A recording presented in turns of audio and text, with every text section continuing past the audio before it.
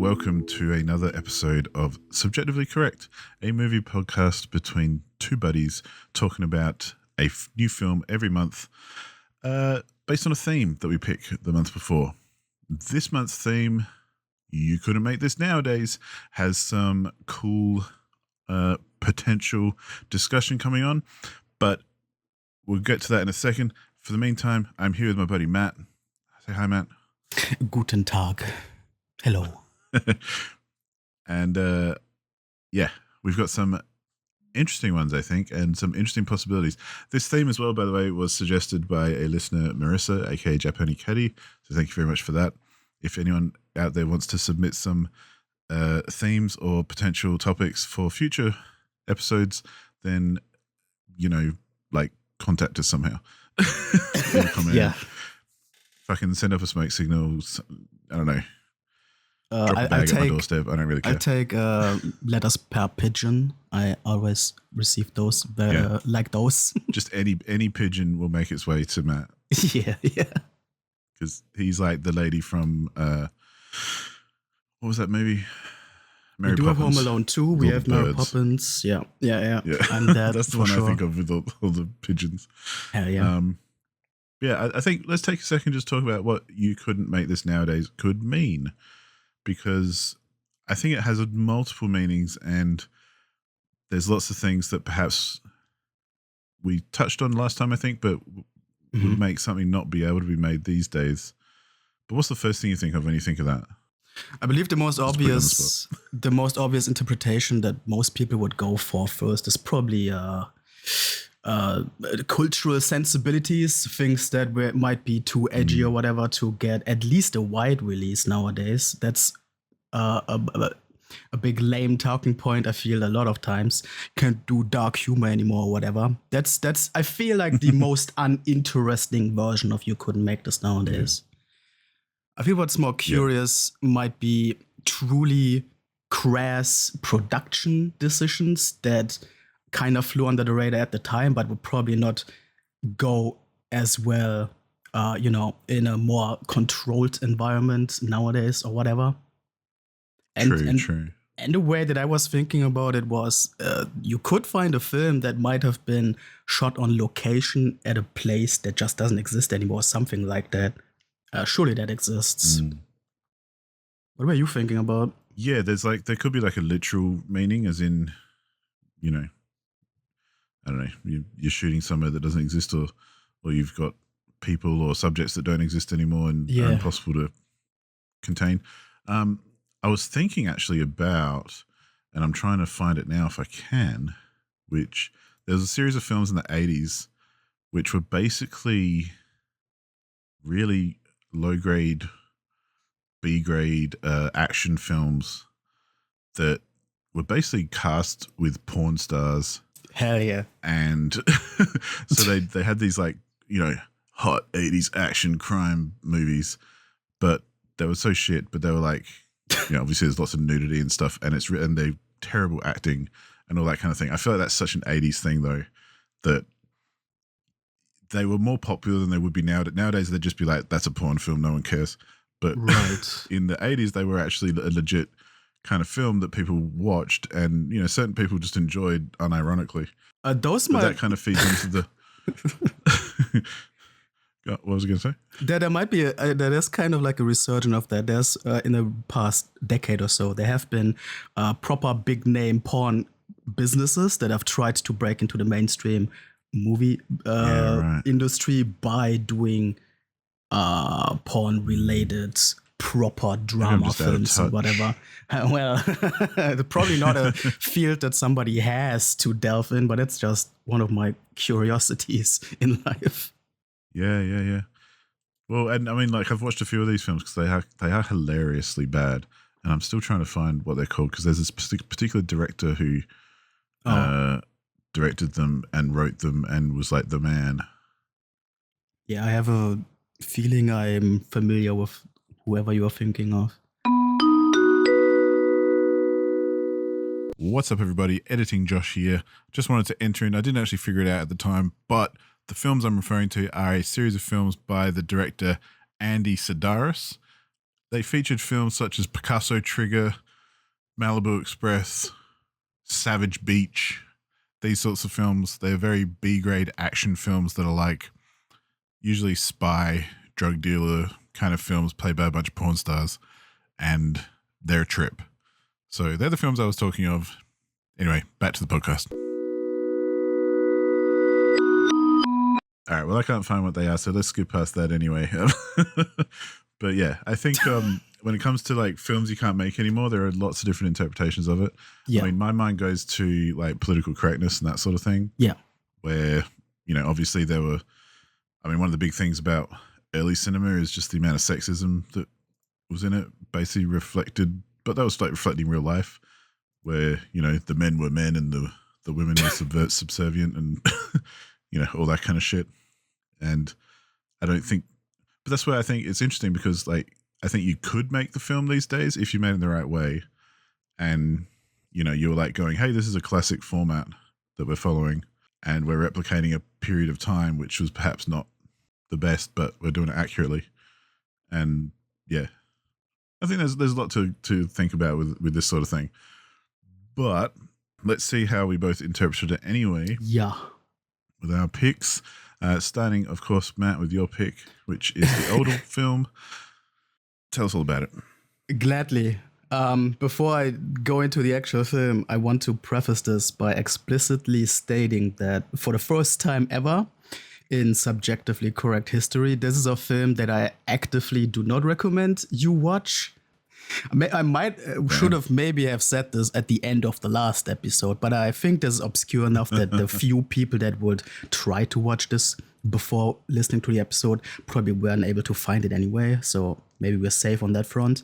But this is actually a case where I do believe listen to this episode before you watch this film and then maybe make the decision if you really dare to hunt. I'm really interested for this.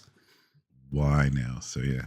Oh, I feel like you. Okay, yeah, I'm very, very looking forward to this. I watched it. I will, confirm that I did watch it. I was almost sending you a direct message apologizing that I make you watch this a couple days ago, but I guess maybe that wasn't warranted. Anyway, my pick. We'll go to that. Yeah.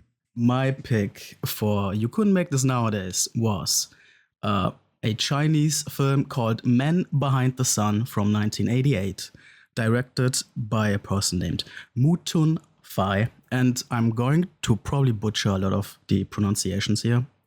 Give it a go. Gonna try anyway.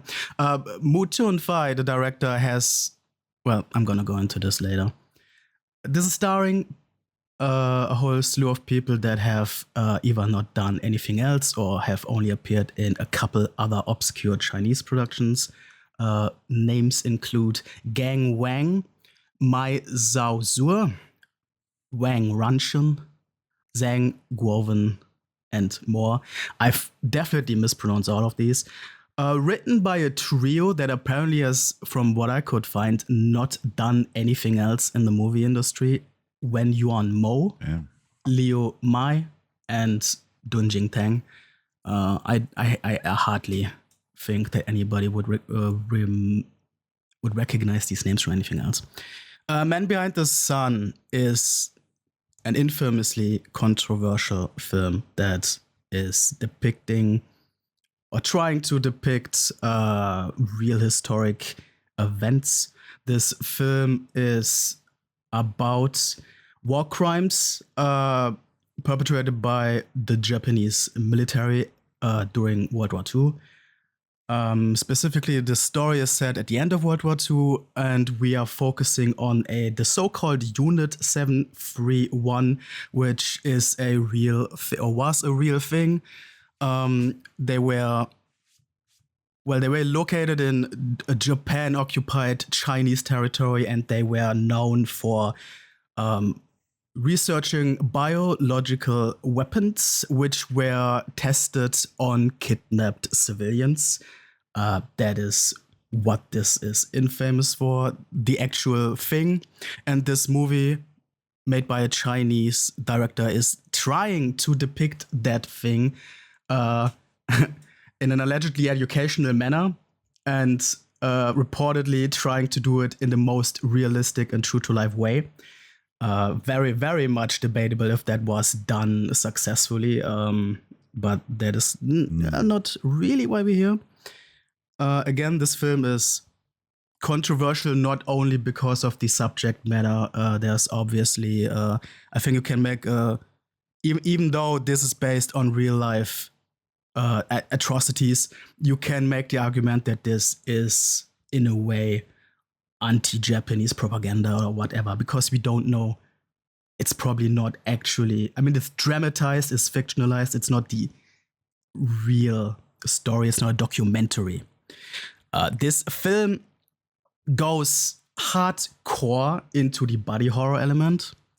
It is, in that sense, an exploitation movie, a historical exploitation movie, which I, to be honest, don't remember if I've seen something like that before. The focus is big on the body horror, which basically leads into why I chose this as the subject matter. This is why I chose this for you couldn't make this nowadays. Not because of the subject matter being like controversial or whatever, but because the production in attempting to make these realistic body horror scenes is fucked up. About the plot specifically, we mainly follow a group of youths that are recruited as new people at this secret unit 731.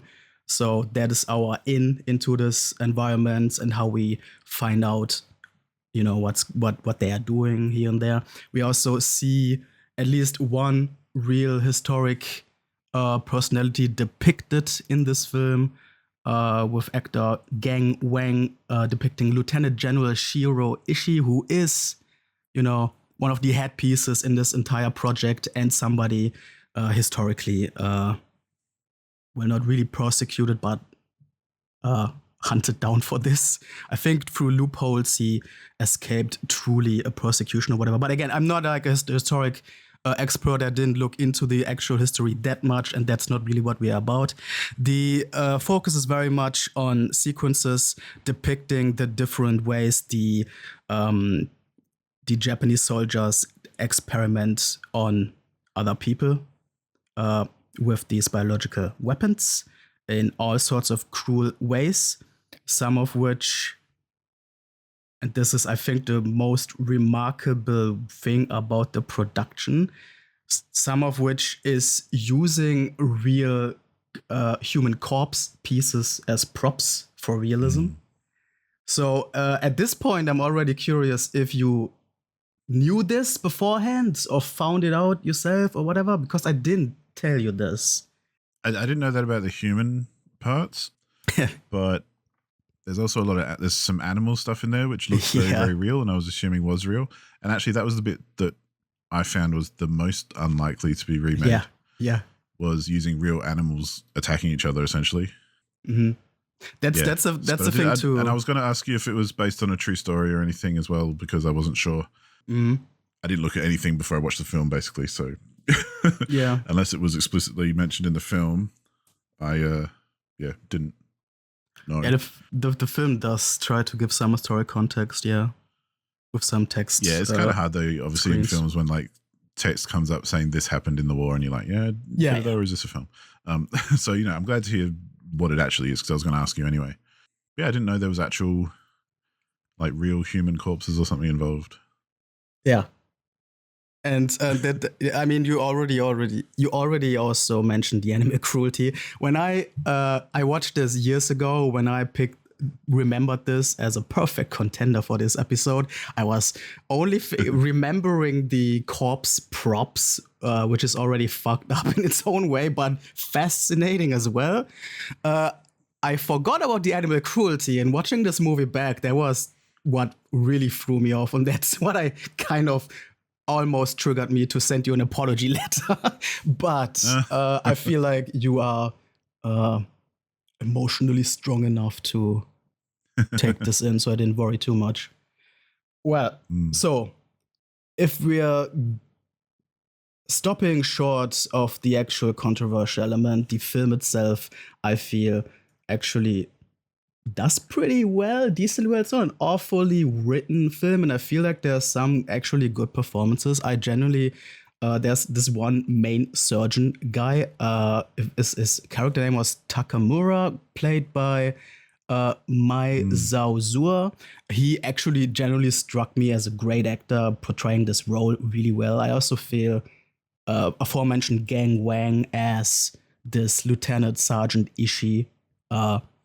Portraying I feel like I've seen him in stuff before. Yeah. Oh yeah, really? I don't think he has been in like, much. I don't know. I haven't looked at his filmography or anything, but he looked familiar. And maybe I'm just being incredibly white by saying that. But maybe he has been in a couple other things, but I have watched a lot of Asian movies, so that's why I feel comfortable saying that, because I think he does look familiar in something.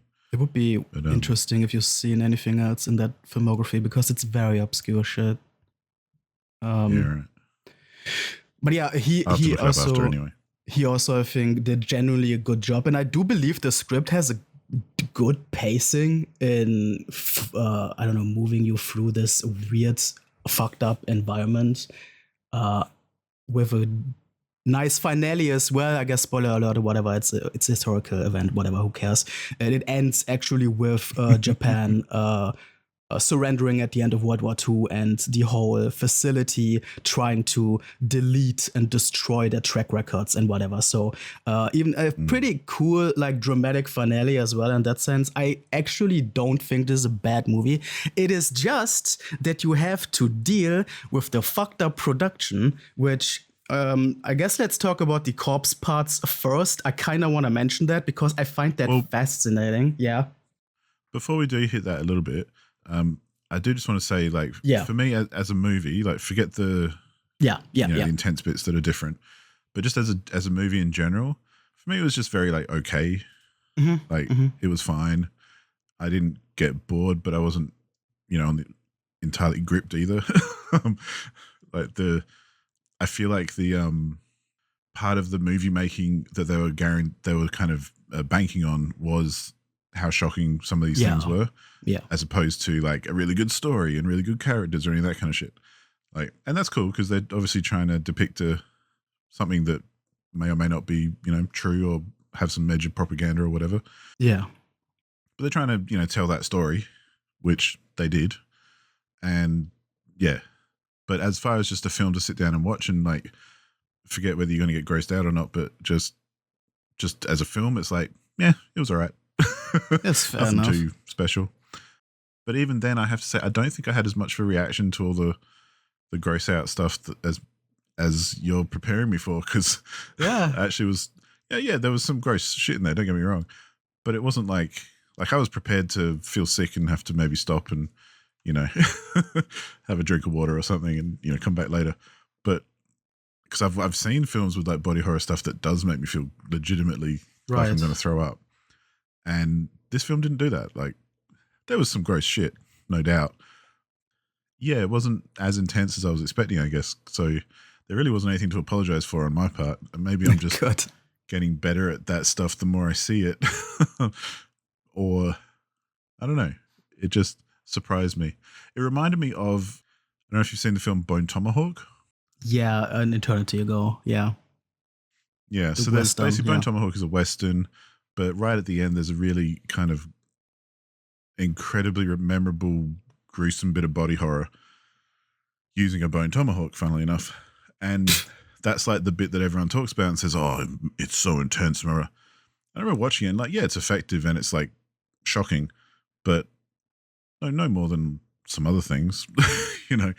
Maybe that's just me. I don't get so queased out by that kind of, like, very visceral body horror because I know it's fictional. I don't know, but yeah, that's where I think for me the most unable to be made scene, and we'll talk spoilers as well.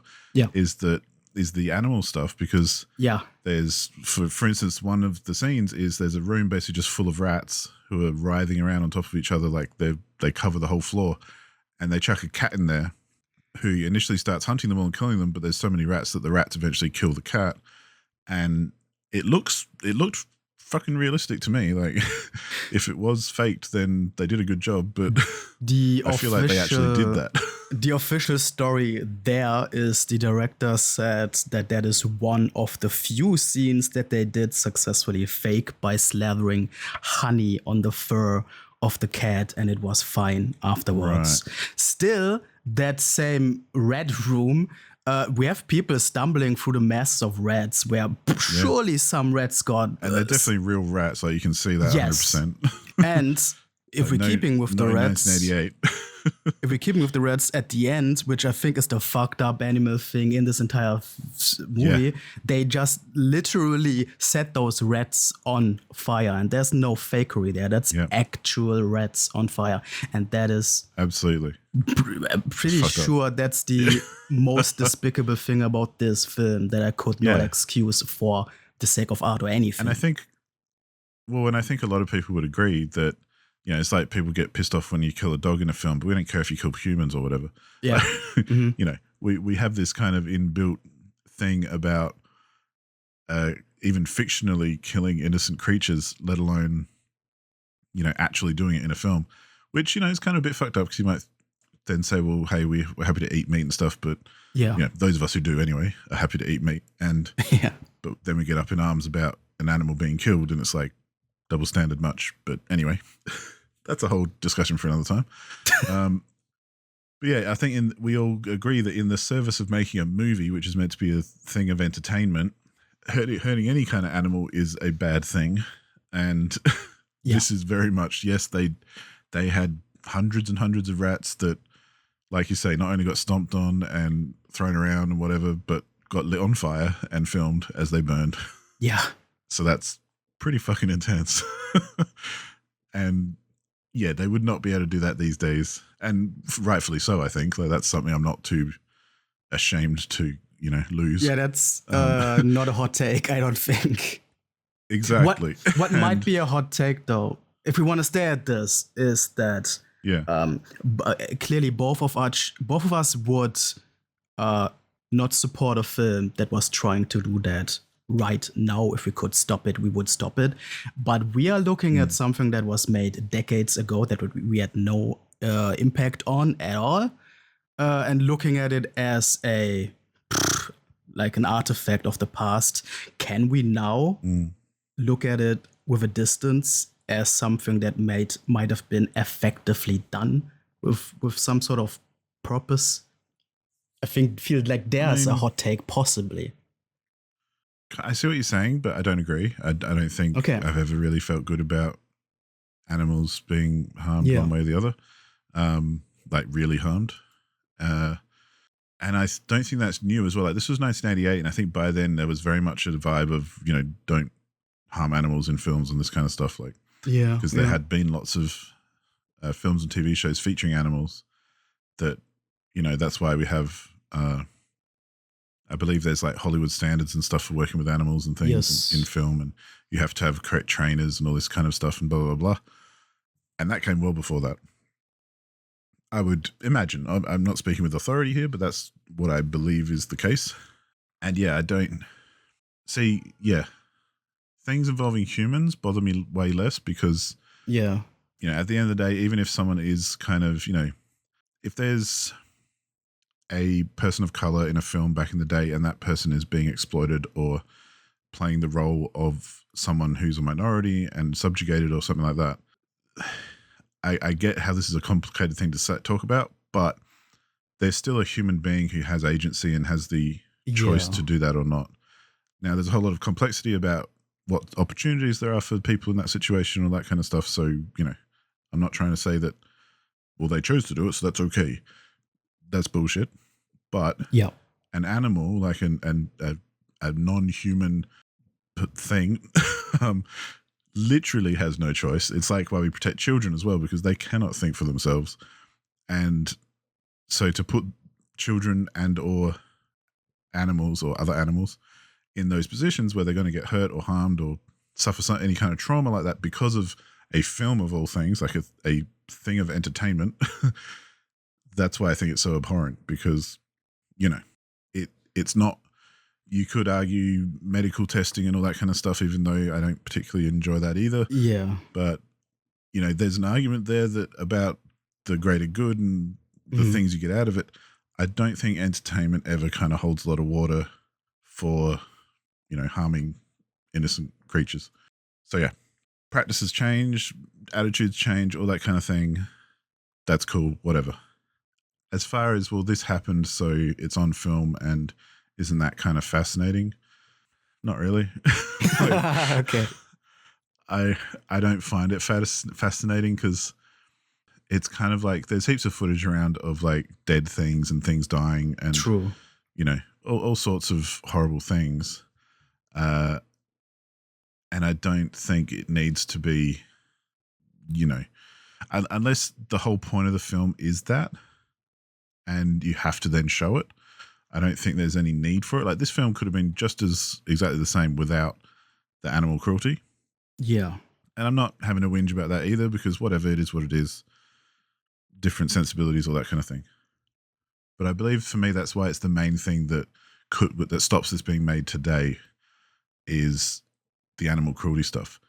Now, we haven't even touched on the human cruelty stuff because, which, I think is, to me, it doesn't even, it pales in comparison to the animal cruelty stuff because we know it's not 100% real. Like, we know these people weren't actually going through what they were acting.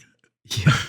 Because that'd be a whole other ball game if they were actually killing people and making them expel all their organs and that sort of thing, or cutting them open while they're still alive. Yeah. Extracting their live organs and all that kind of stuff. Like, that was a bit comical in parts even for me because it was so over the top. Like, they went so far with it, and I could see that. Yeah, it kind of got into the world of the absurd, which it is absurd fine. Though. It is horrifyingly absurd.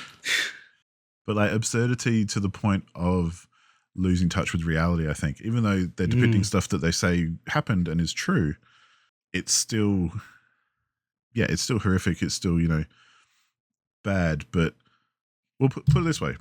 I think I just knocked my microphone.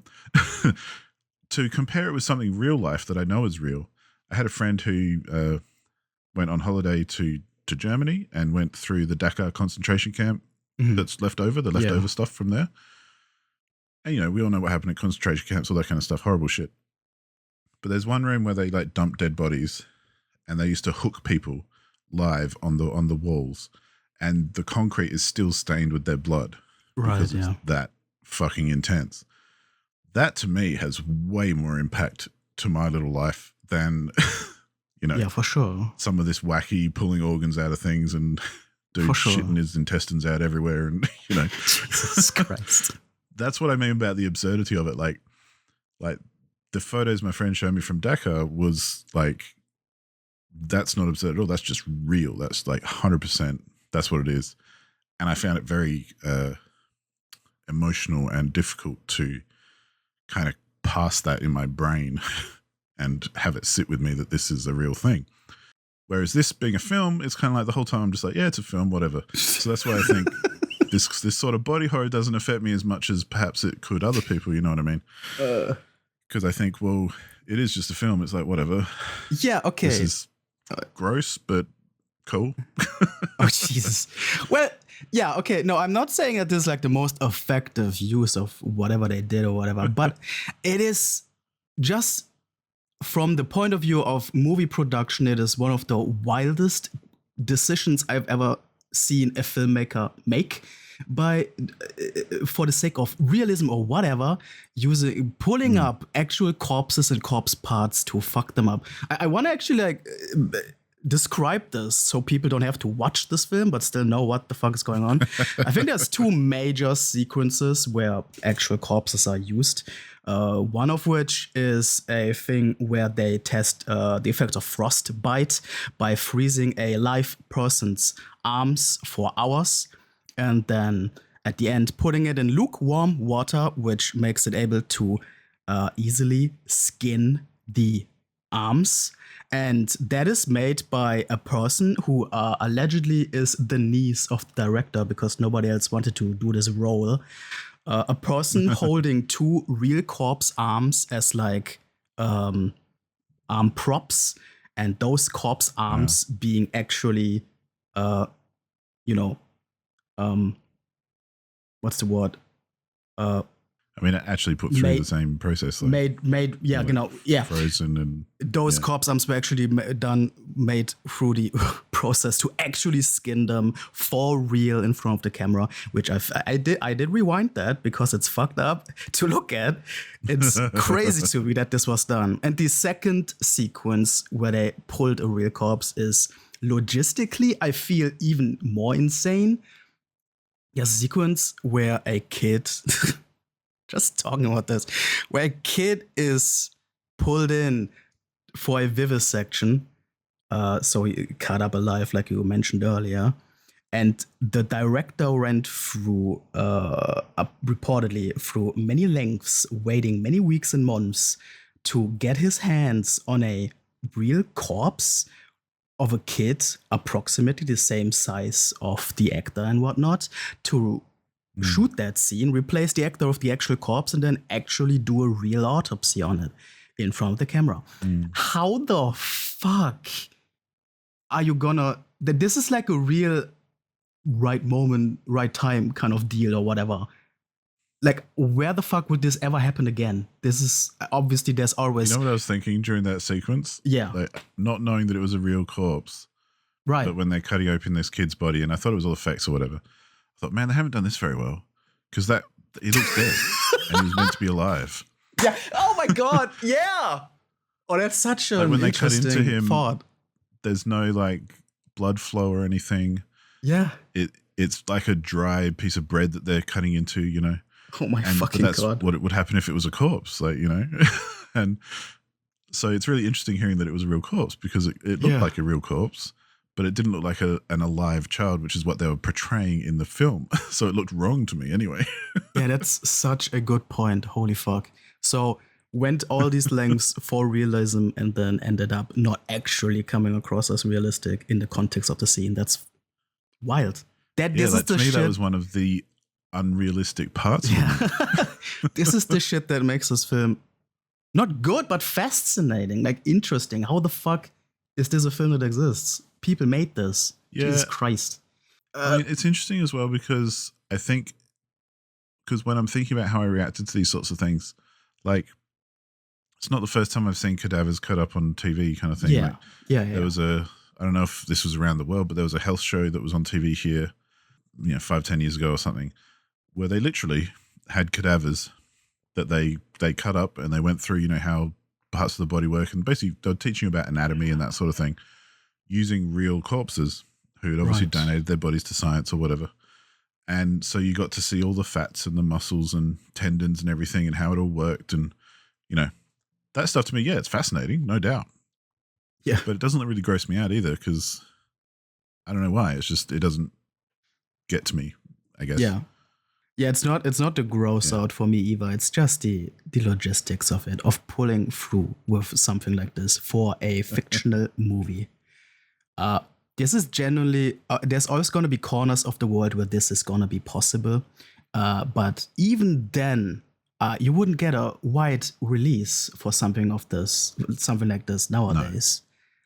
No. Well, I mean, if it was made these days, it would all be CGI and whatever. And, there obviously would be no real parts happening on. And, it would all be faked and probably look pretty convincing either way.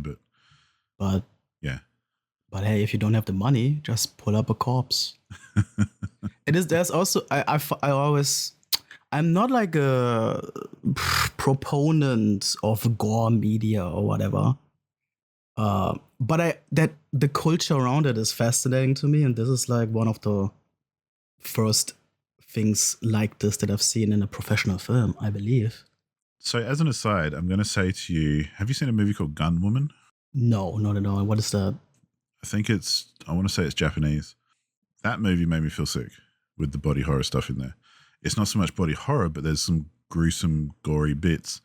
So I'd be very interested if you watch that film to hear about how that worked for you. Because obviously we have different sensibilities or whatever when it comes to these sorts of things. as a very short, brief description, Gunwoman is about a woman who is intent on assassinating a certain person, and the only way she can get to him is if she's a corpse. So she does the whole thing that we've seen a million times before, where you pretend to be dead and you gain access somewhere. But in order to then kill him, she has guns implanted inside her body that she then has to cut out in order to use. And the idea is that she has to kill him before she bleeds to death. And It is intense and it's fucking disgusting, but that film made me feel a bit queasy. Yeah, I just checked. It is on my watch list. You might have told me about that before. Yeah, I'm very much interested in that. I think I probably have, because I've told a lot of people about it. Yeah. But that's why I would be interested to see how that compares with you compared to like this film that we just watched. Just purely because that is one that did make me feel queasy. This one, not so much. But in a very different way, I think. So... Right, yeah. And I gotta say, I do generally like body horror in films. That kind of goes hard. Yeah, see, I would say that I don't. Yeah. Like my initial thought would be, it's not really for me. Right. But I do like, violent action films and, people getting shot and killed and whatever. I love all that stuff. And, I've got nothing against violence in media or whatever. In certain ways, obviously there's different types of violence and all that kind of thing. But in general, I find I'm all right with it, whereas a lot of people are like, no, like, oh, no, that was too violent for me or whatever. Most things don't bother me. And this, however, yeah, I can see, don't get me wrong, I can see that, yes, it's gross as fuck and, there's some intense bits. But I think there was some bits as well where I thought it was going to be worse than it was. Mm-hmm. Like, there's one bit where they're testing like a gas and they gas a woman and her daughter or something in a little box. That was like whatever. They kill a pigeon. Yeah, well, there was a bird in there too. Yeah, messed up. But so they basically gas these people in a gas chamber, and they just kind of die, and that's that. The whole time I was expecting like their skin to start peeling off and like their eyes to pop out of their head, and all this kind of gross stuff. That didn't happen, which is fine because it's probably realistically it wouldn't have happened. Yeah. But knowing that this was like an intensely gross film, I was like, well, they could have gone so much harder on that. I mean, they do act their hearts out, that mother and daughter pair. They are. Well, don't get me wrong, it doesn't seem like a pleasant experience. Yeah.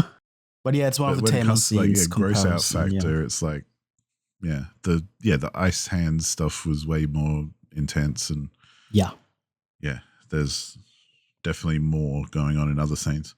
But yeah, to that end, I think it was very much like the film was like a big okay for me, but it was very interesting, I have to say, all the choices they made with all the horror, the body horror stuff, or how they depicted these. Basically, they were trying to depict horrific kind of human testing and, biological warfare kind of bullshit that I'm sure people have gotten up to in the past. So good on them for that. They really showed how, crazy it can be. Do you think this was an appropriate way of educating viewers about this chapter in Chinese history? I mean, it's hard for me to think of it in that sense because it is a film, as opposed, and I say that as opposed to like a documentary, even though a documentary is a film. There's a point there. I say it as like it's a fictional film as opposed to a documentary. Like I mentioned, my friend showed me photos from Dakar. Yeah, that's basically a documentary, but it was just some photos he took that had way more of a visceral impact on me and made me think about humanity and atrocities that we commit to each other and all that kind of stuff way more than this film did. So I'm glad you mentioned this because I've read up about the production a bit, and yes, a documentary would be more effective and educational. The thing is, and from what I've read, this is the driving motivation behind this for the director, to depict this as realistic as possible. Almost any, if not all, actual documents from those projects were genuinely actually destroyed at the end of World War II. Yeah. So that's why there is no actual footage or whatever to pull for a proper documentary. There was, from what I've read, kind of like the motivation for the director to depict these realistically or attempting to. Yeah. There is the director did another film about the Nanking massacre, another pretty infamous war crime. Which I haven't seen that one, but from what I've read, that one uses more actual footage of it to be more of a documentary. So it seems like the director generally tries to be educational about this in some sort of way. It's just that in this case, there wasn't much to pull from. I don't know if and perhaps, it could be a bit of like cultural sensibilities as well, because like I've seen more impactful kind of war movies as well. Right. That again make me think about the horrors of war a bit more than this one did. Because this one, maybe because of the extremities of what it was depicting, like I say, it kind of went into the absurd and it stopped feeling real to me. It felt a bit hammed up, a bit campy, Yeah. Because it was so off kilter. And maybe there's something in that, like it went too far for me and it stopped being something I could, process and comprehend in that sense, in a way that has a visceral impact for me. So yeah, maybe that's a thing.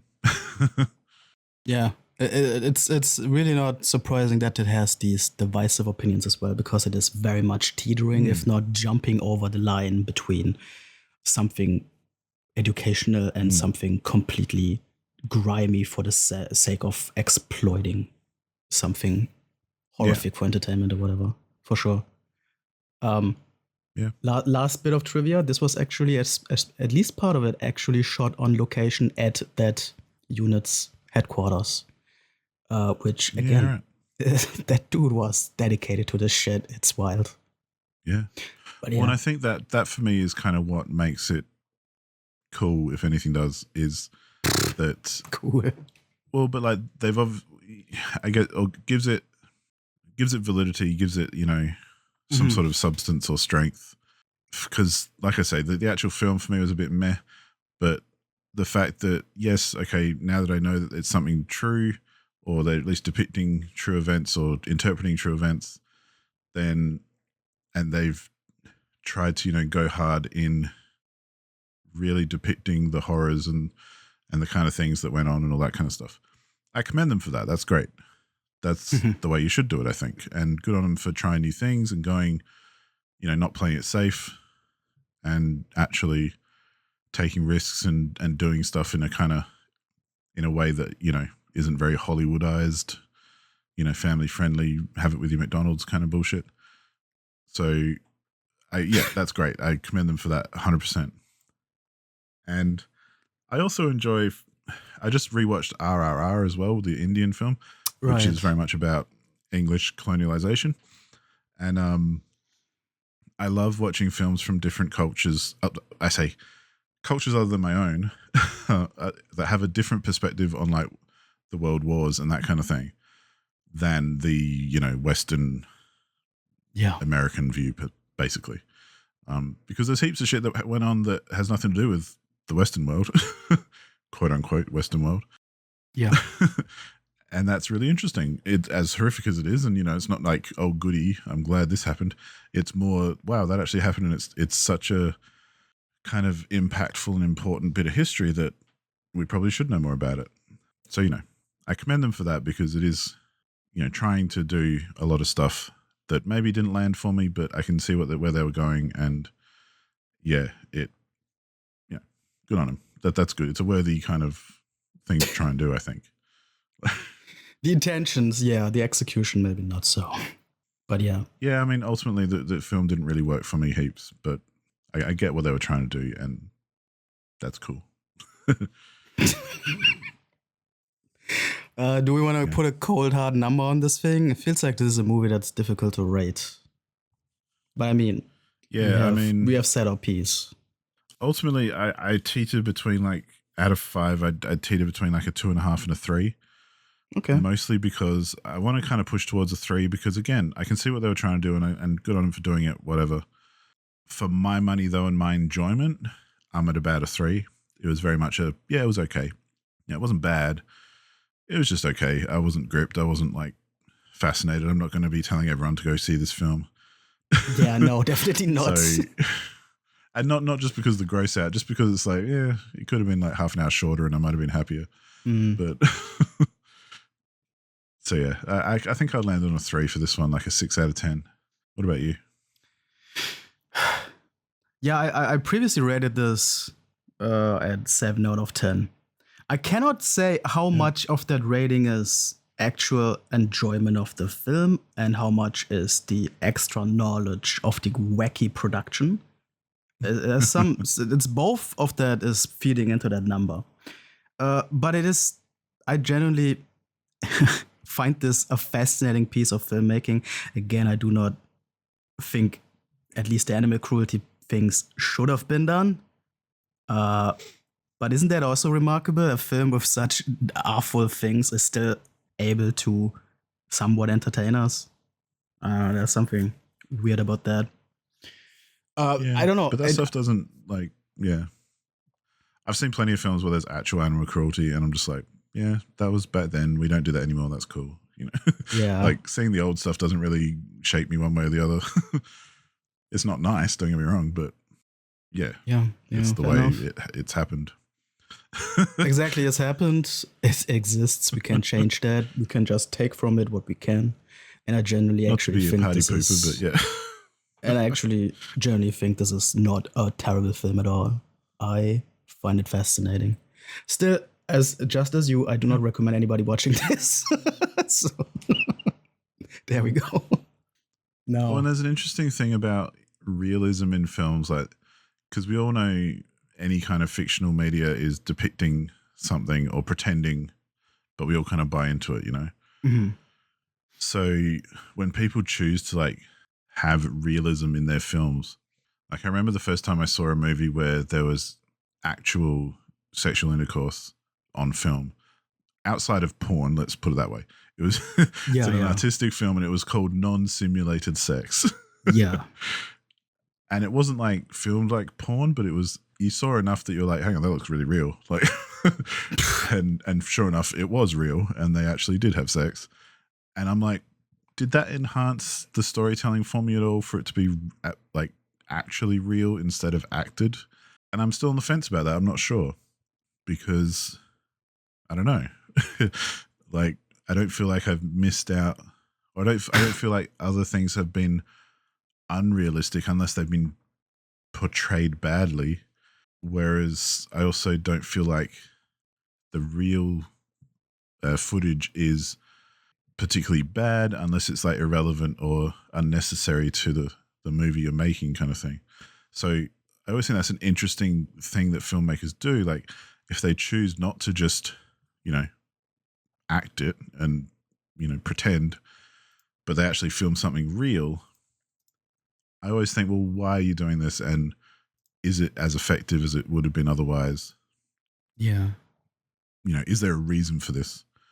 And I can see in this particular film that, yeah, there's a reason for it because you wanted to, you know, keep it real and make it horrific and, you know, really show these things that have probably no doubt happened, even if it's a bit of fictional interpretation or whatever. Yeah. They've definitely happened before because everything has in that sense. But yeah. Yeah. So in that sense, I think it was worth doing. And that's what I mean. I commend them for making the film because it was very interesting. And, you know, I didn't feel like it was just frivolous for the sake of it. So, you know, kudos to them for that. And that's why it kind of got up to a 3 for me. Otherwise, it probably would have been lower. So, you know. Yeah, it's wild. Yeah, no, I actually kind of respect that rating. I didn't really think we would end up here with you not like panning it completely or whatever. But I think we should move on to your film before we completely run out of time. All right. So, so this one I brought for a very different reason. And maybe more of a subtle reason as well, because I do think this film, I mean, I think we said last time, I don't think there is literally any film that couldn't be remade if you remade it in the right way. And you could tell the story with a few tweaks here and there to modernize it. But, you know, ultimately you could tell any story you want. If you can tell it well, then you're doing it properly. Right. And you wouldn't tell it with like a an 80s perspective in 2025, So anyway, so I brought the film, which is very famous and very well known, called Léon the Professional from 1994. This is a Luc Besson film. He directed and wrote it. He also did The Fifth Element and La Femme Nikita, and more recently a film called Lucy with Scarlett Johansson. He's known for having a very striking kind of visual style in his films. He hasn't done shitloads of films, but he's done enough that are kind of memorable. And I mean, I think a lot of people would have seen The Fifth Element, and that obviously has a lot of style and has a very strong visual language. It's starring Jean Reno as the titular Léon the Professional, a young Natalie Portman. It was one of her first films, I think, that got her noted. Surely, and the great, one of my favorite actors ever, Gary Oldman. Yeah. He is off his tits in this film, and I love him for it because he just goes hard. And yeah, there's a bunch of other people too, of course, but they're the main ones that we're going to care about at the moment. Basic story is Natalie Portman's family. Her father is like a fucked up drug runner who makes some mistakes, and Gary Oldman plays a corrupt cop who essentially ends up killing all of Natalie Portman's family because her father fucked up with some drugs. Meanwhile, Natalie Portman is not at home, but she comes home and she happens to live next door to Léon, the Professional, who is a hitman in New York. And in order to avoid getting killed herself, she knocks on Leon's door and pretends that she lives with him. And he ends up taking her in and caring for her as she's now orphaned and her family's been killed and all that kind of thing. And the story plays out where Léon, who is a pretty solitary character and very ordered and measured, and everything is just so, and he's, the best hitman around because of this sort of thing where he leaves nothing to chance and he's very prepared and, very disciplined is the word I'm looking for. He basically takes in this 12-year-old girl and she brings some chaos into his life and kind of even lightens up his life a bit because he's got a bit of a stoic kind of existence, but she brings a bit of character and color and everything into it. And she gets interested in the whole hitman thing and decides that she wants to be a hitman too and basically avenge her family and take out the Gary Oldman for killing all of her family and all that kind of thing. And the story plays out and blah, blah, blah. That's cool. Shit happens. But the interesting thing I think about this film, which I think makes it difficult to be made today, is that there's part of the film which depicts Matilda, who's Natalie Portman's character, who was a 12-year-old girl who basically, after being taken in by Léon, who's like a middle-aged, stubbled Frenchman, she ends up kind of having this infatuation with him as a young girl and falling in love with him, or what she thinks is falling in love with him. And, he, on the other hand, there's a few scenes here and there where you think, oh no, Léon, what are you going to do with yourself now? and it looks like, he's about to make some bad decisions with a 12-year-old girl. But thankfully I can report that he doesn't. Spoilers. Yeah, spoiler alert, but fucking that's what we're here for. Yeah. But that's kind of, I think that's the nice thing about this film, is it doesn't kind of pull on those kind of controversial threads. It's because it is realistic, I think, for a 12-year-old girl to fall in love with the dude who saved her life and has taken her in and starts caring for her after her whole family's been fucking murdered, because she's gone through a lot of trauma. She's putting all that onto him, and he's treating her kind of like an adult as well, because that's all he knows how to do. And, she's in this whole world which is very adult and very, above her years. So she starts, acting that way and thinking that it's a legitimate possible thing that she and Léon could be lovers and all this kind of stuff.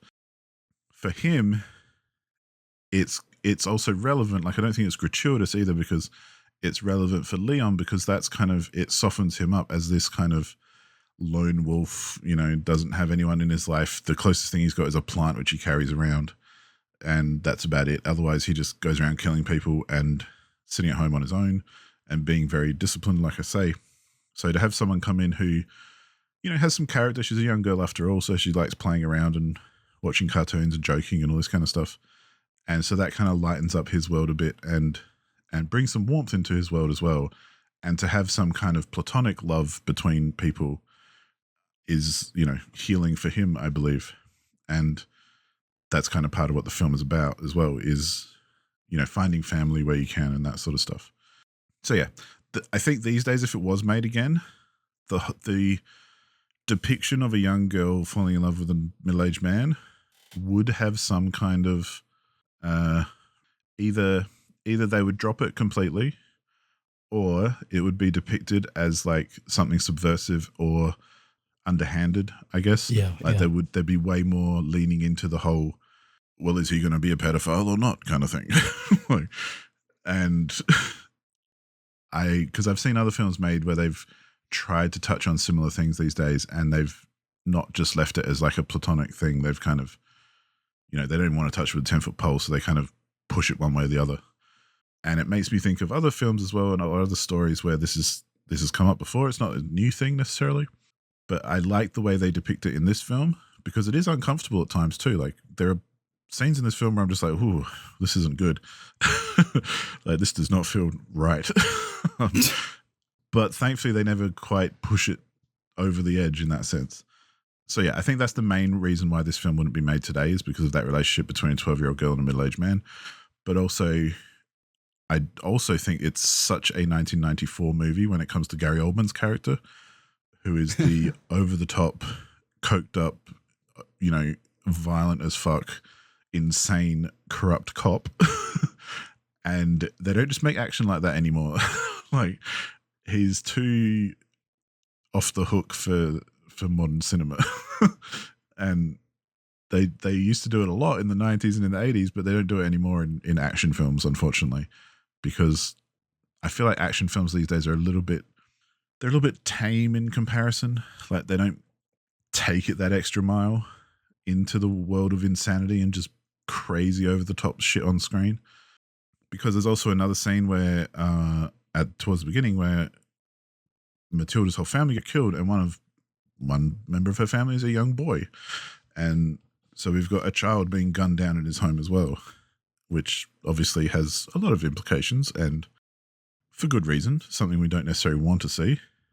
But I feel like in these films like this, where you've got a character who is so comically evil and is the bad guy, that you can kind of get away with it a bit. These days, I don't think they lean into the villain thing so much because, the villains always seem to have, it's better to have a villain who's justified and all this kind of stuff rather than just like some fucking crazy dude who's killing kids and things, and that's insane. So yeah, so there's a number of reasons why I don't think this will be made today, for many different reasons too. The Men Behind the Sun. But yeah, that's my take. What did you reckon, Matt? A lot of people love this film, by the way. It's very highly regarded as well.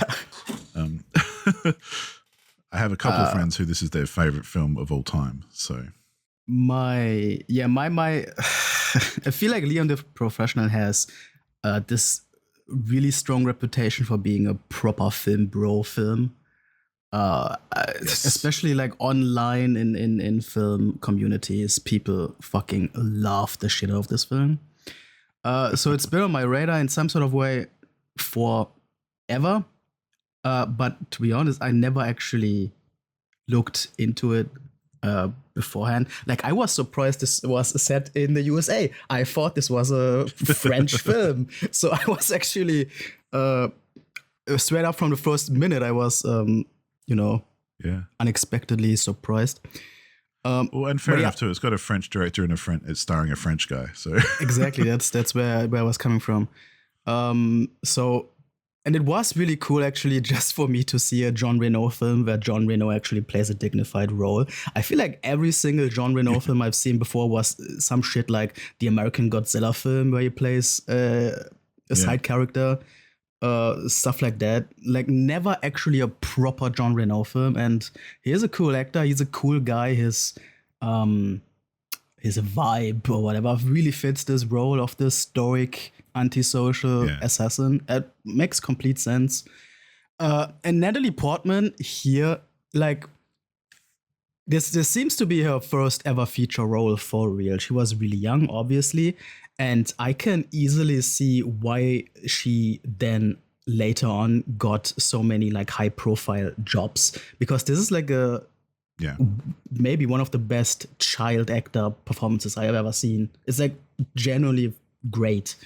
And that again, plus the difficult subject matter is quite the amazing feat, I feel.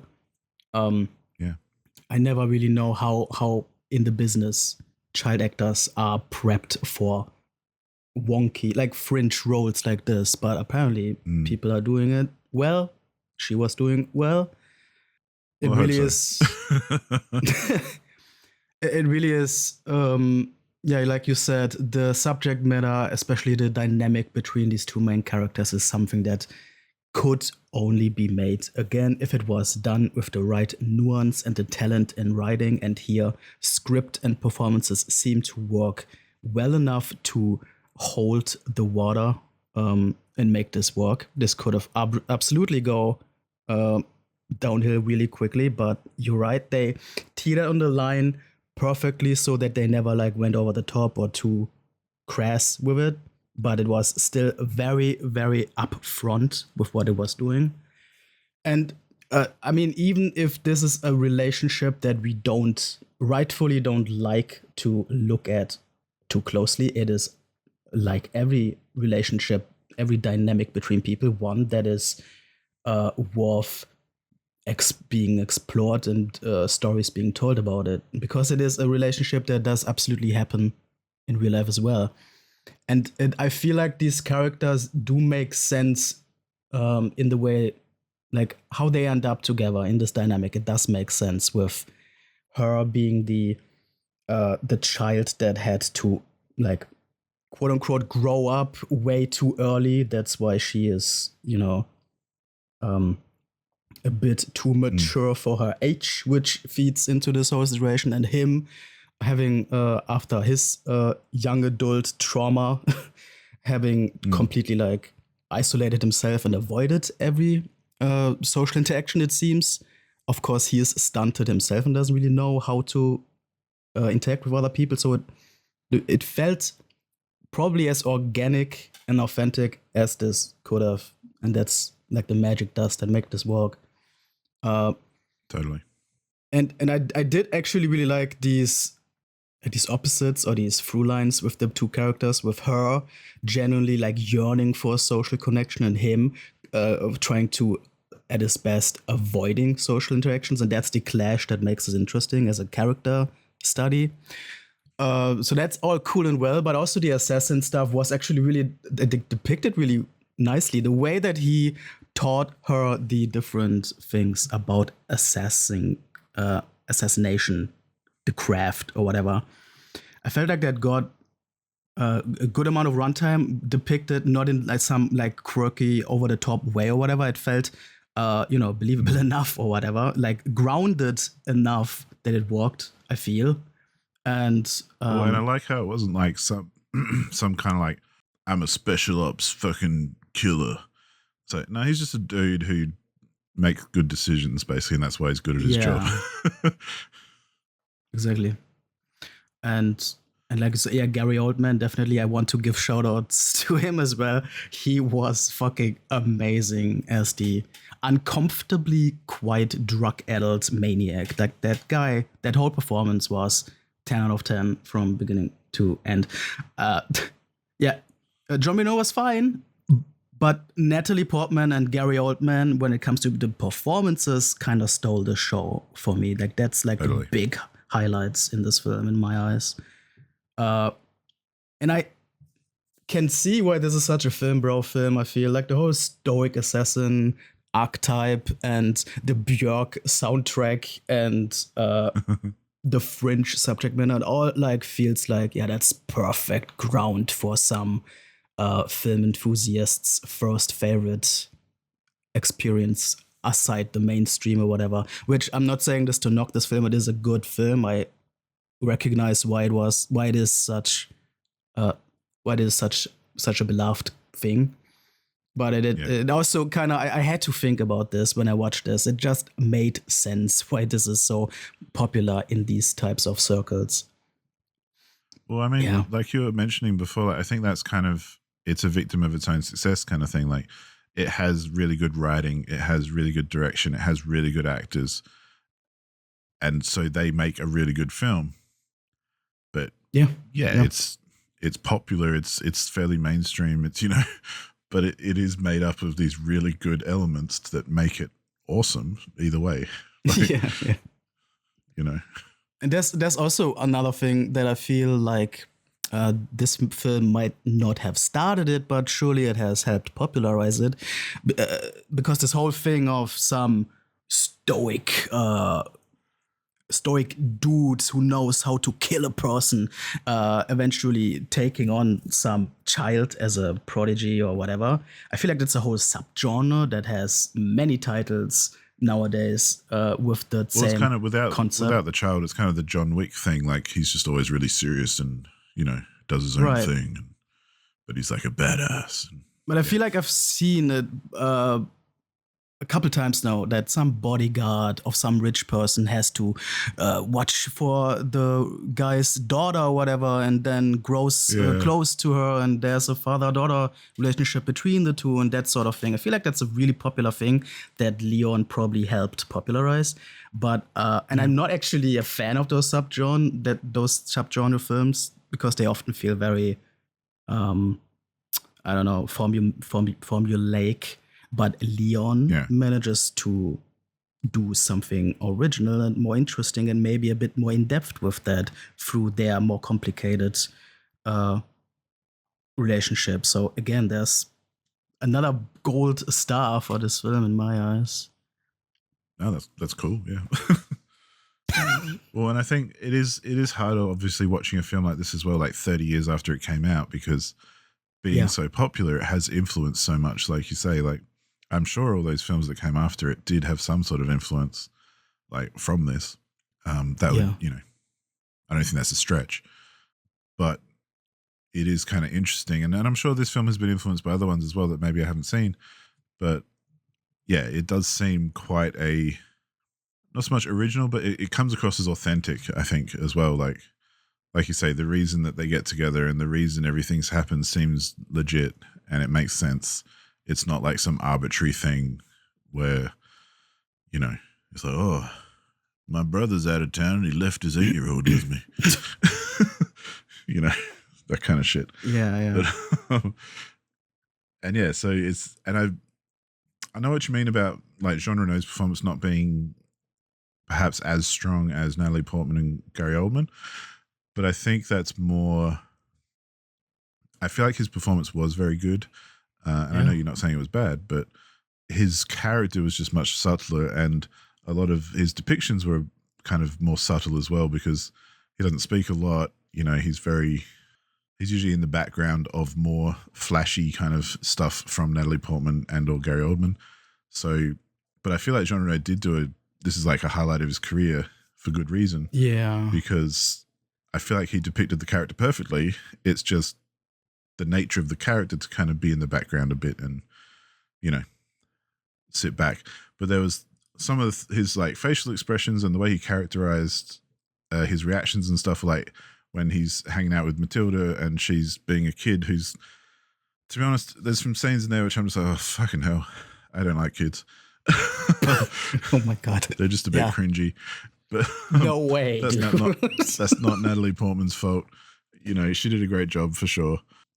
But I love the way that Jean Reno reacted to her and everything, like his mannerisms and his facial expressions and all that kind of stuff I thought were just on point and lent a lot to his character.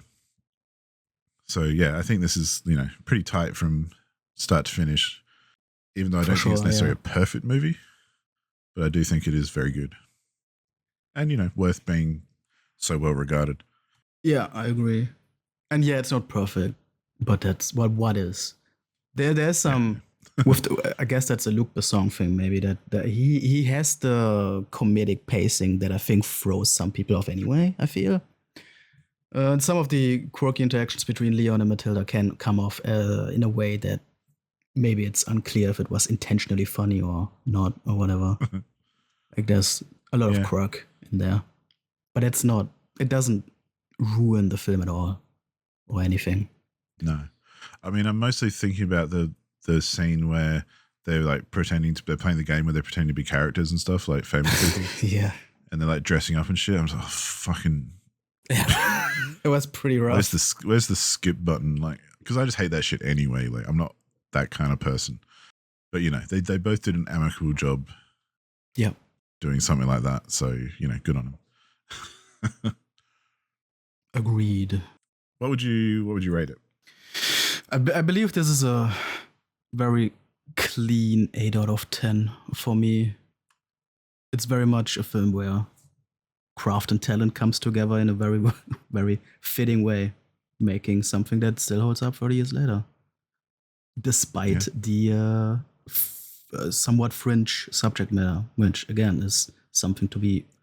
It's a respectable thing to make something like that. Yeah.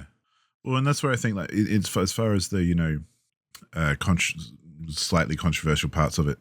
I don't think that this film ever does get controversial.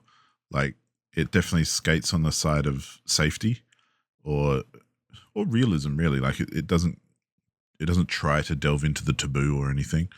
Like, it very much stays on what I think of as that authentic kind of progression of their relationship and all that kind of stuff.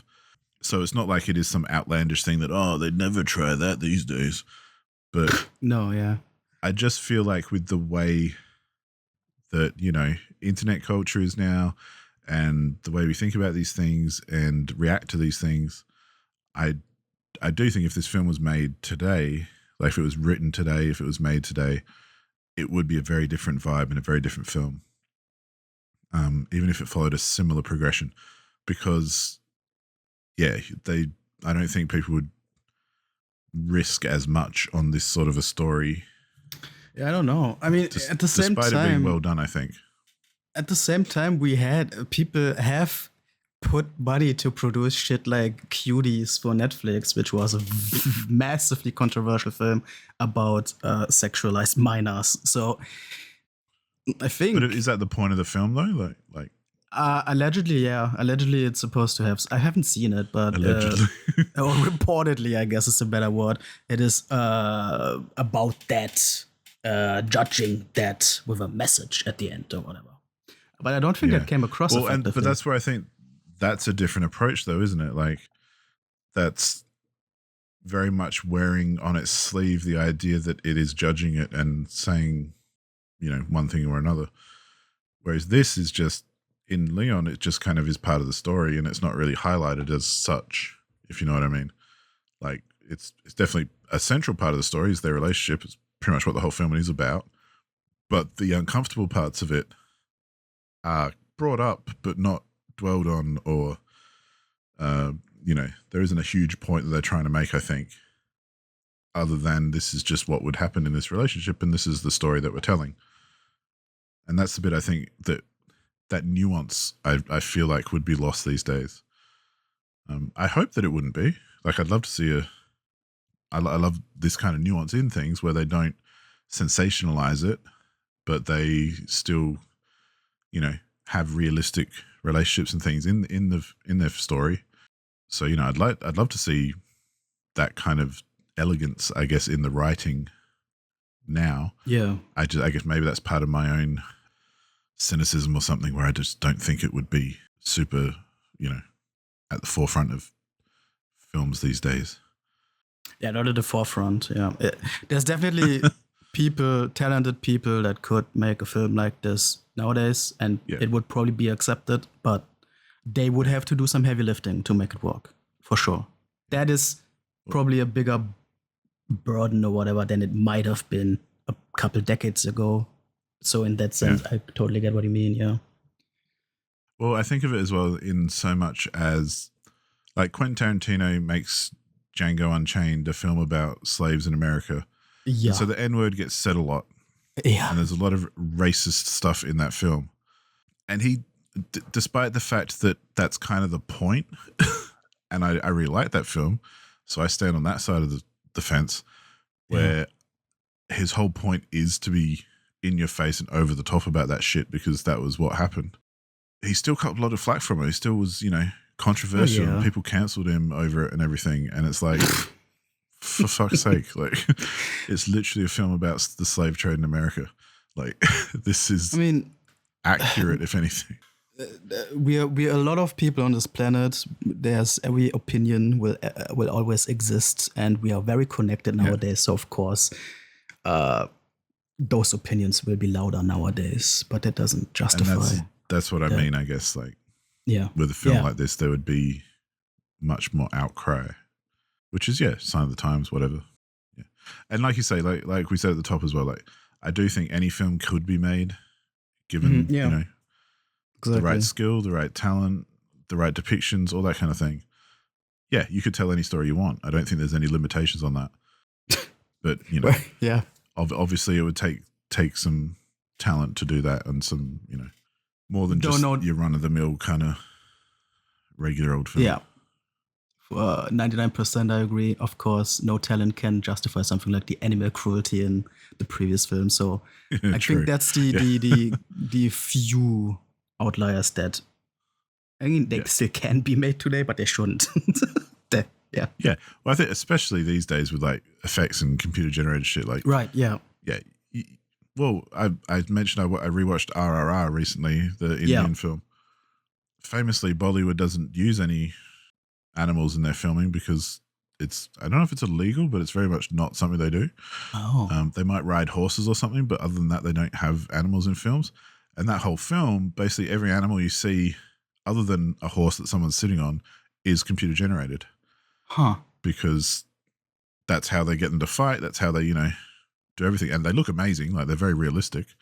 So, you know, why not as well? Because if you can make it look that good with CG, then why bother getting a real animal and fucking them up? Like, true. Yeah. So, yeah, these days I think it's simply just not acceptable, let alone still abhorrent. Like, you have very options. So I think you haven't given this Léon a rating yet. Oh, I feel the same as you. I give it 4 out of 5, 8 out of 10. Like, just straight up. To me, it's one of the most 4 out of 5 films ever. Like, it's super solid. It's got amazing performances. It's got really good writing, great direction, great pacing, all that kind of stuff. Not my favorite film in the world, you know, not something I do get as amped about as the other film bros do, but definitely a solid, very good, worth all the critical acclaim that it gets kind of film. So hence 8 out of 10. I actually love that despite having one of the arguably most controversial themes with this episode, we are very much on the same page more than, you know, many other episodes. That's actually really cool. Shows kind of morally we're probably a little bit in tune. I guess, There's there we probably go. a reason we're friends, you know? Like, Right. Yeah, if you were like, man, I loved it when they did this horrific thing, I might be rethinking, you know, how much I want to hang out with you, Matt. So yeah, very fair. I'm glad we passed the friendship test. But, you know, legitimately though, like, but yeah, I wish they went further. It's like, I wish they brought more rats. Yeah. Oh God. Fuck. Yeah. All right. Well, let's mosey on along to our next one because we are running over time, I believe, at this point. Yeah. So let's, in the interest of time, what is our topic for next episode? Our topic for next episode, we're going into more timid territory now, less controversial. We are going to be talking about coming of age films. One of my favorite kinds of stories. That makes sense. You've had put some on here before. I love a film where characters grow up and learn things and become better people, basically. That's crazy.